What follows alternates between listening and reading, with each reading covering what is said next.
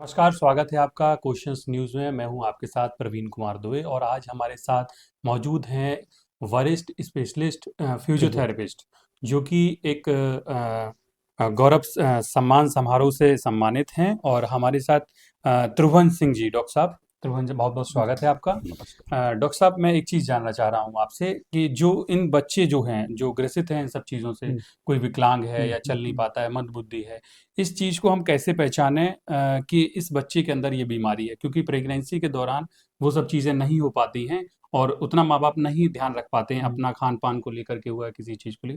तो हम इस बीमारी को पहचानें कैसे? पहले तो ये जानना चाह रहा हूँ। सबसे पहले तो है कि अगर शारीरिक दिव्यांगता के बारे में अगर उस बच्चे में कोई भी लक्षण है, तो जब बच्चा पैदा होगा, तो रोएगा नहीं।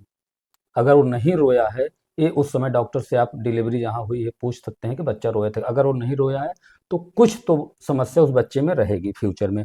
दूसरी है कि शारीरिक दिव्यांगता उसके अंदर आ रही, तो वो बच्चे की गर्दन नहीं कंट्रोल होगी। अगर बच्चे को आप हाथ पे लेंगे, तो बच्चा गर्दन अपने आप नहीं उठाएगा। तो यहाँ से अब उसके बाद और भी चीज़ें जो हैं, वो जैसे-जैसे बच्चा बड़ा होता है, तो उसमें जो एक हमारे नॉर्मल गोल्स होते हैं कि बच्चा 9 महीने में चलने लगेगा, इतने महीने में बोलने लगेगा, वो अगर डिले हो रहे हैं तो माँ-बाप को या घर वालों को तुरंत ध्यान देना चाहिए और अपने चिकित्सक से ये सवाल करना चाहिए, जो कि बच्चों के ही डॉक्टर देखते रहते हैं बचपन में। तो उसमें तुरंत उनसे पूछना चाहिए कि मेरा बच्चा इतना बड़ा हो गया, ये चल नहीं रहा है, बैठ नहीं पा रहा है, करवट नहीं ले पा रहा या बोल नहीं पा रहा है। ये सारी चीज़ें जब उनसे पूछेंगे, तब वो आपको किसी एक्सपर्ट के पास, जो कि अगर वाणी में समस्या है, बोल नहीं पा रहा, तो स्पीच थेरेपिस्ट देखेगा, शारीरिक है तो भौतिक चिकित्सा यानी फिजियोथेरेपिस्ट देखेगा।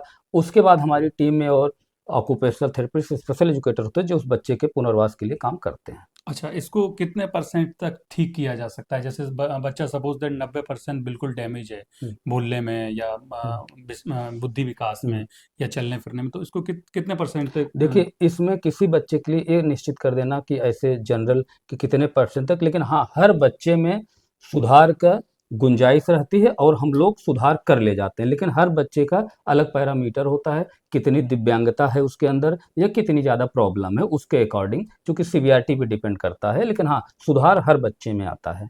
अच्छा, इसमें एक चीज़ और जानना चाह रहा हूँ मैं कि कुछ बच्चों के अंदर ये होता है कि जब जन्म होता है तो नॉर्मल होता है बच्चा, हुँ, और फिर जब बड़ा होता है, चलना सीखता है, तो उसके अंदर पता चलता है कि वो मंदबुद्धि है, हुँ, नहीं सोच समझने की शक्ति हुँ, है। हुँ। तो उसको लेकर के गाँव में जो बना हुआ है एनवायरनमेंट, कि इसके ऊपर कुछ झाड़-फूँक का असर है या उसके ऊपर कुछ बाधाएँ थी पुरानी, या इसके पितृदोष हैं, या इन सब हुँ। चीज़ों को आप कितना मानते हैं? नहीं, नहीं, ये सब चीज़ें बिल्कुल भी बेबुनियाद हैं। सबका रीज़न कुछ न कुछ मेडिकल की वजह से ही है, जिसमें कि आप जितना जल्दी हो सके चिकित्सक से मिले। इसमें झाड़-फूँक या ओझा-वैद्य ये कुछ नहीं कर सकते। इसमें आप चिकित्सक से मिलिए, उनके लिए रिहैबिलिटेशन के लिए इसमें कार्य किया जाएगा और उनमें सुधार आएगा। इसमें इलाज कहाँ तक संभव है? मतलब हम इलाज को कितने टाइम पीरियड में एक बच्चे को ठीक करने में अमूमन, मतलब जैसे 50% अगर डिस्टर्ब है तो हम हुँ। उसको कुछ परसेंट अगर ठीक करते हैं या फुली ठीक हो जाता है, तो क्या टाइम पीरियड रहता है इस इलाज का? इसमें बच्चों के अकॉर्डिंग 3 महीना, 6 महीना, साल भर और कुछ बच्चों में लाइफ़ लॉन्ग। और वो ऐसा नहीं कि आप थेरेपी सेंटर पर या रिहैबिलिटेशन सेंटर जाके ही इलाज करें।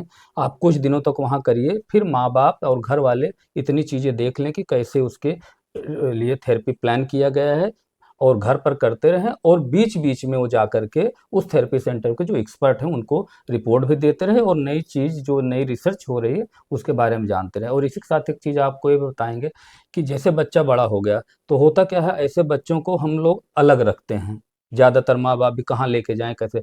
और मेरी सलाह रहेगी उन बच्चों को जितना संभव हो सके, आप सोशली इन्वॉल्व करिए और इस लेवल तक हम लेके जाएँ। अब तो गवर्नमेंट के हमारे पास सुविधाएँ भी आ गई हैं कि उनको नॉर्मल स्कूल में इंक्लूसिव एजुकेशन, क्योंकि इन बच्चों को एक जितना अलग रखा जाता है, उतनी ही वो समस्या उनके साथ बढ़ती जाती है। उनको जितना हम समाज के साथ जोड़ेंगे, उतना अच्छा रहेगा मतलब उनके। जितना फ्रेंडली हाँ, रखेंगे उतना जितना ही फ्रेंडली फ्रेंडली। रखेंगे उतना अच्छा ठीक रहेगा। है। अच्छा, एक चीज़ और मैं जानना चाह रहा हूँ कि जैसे आजकल के जो माँ-बाप हैं, फास्ट फूड खाते हैं, बाहर का खाना खाते हैं, तो इससे भी क्या बच्चे के दिमाग पर या शारीरिक विकास पर असर जी पड़ता है? हाँ, एकदम पूरी तरह शारीरिक विकास पर और मानसिक पर तो इसका फास्ट फूड का और जो बाजार की बनी हुई चीज़ें हैं, एकदम सीधा सा है कि ऐसे पेरेंट्स वैसे भी नॉर्मल बच्चों के लिए भी हम कहेंगे कि बाहर की चीज़ें न खिलाएं और इन बच्चों को तो विशेषकर बिल्कुल भी बाहर का कोई खाना न दें।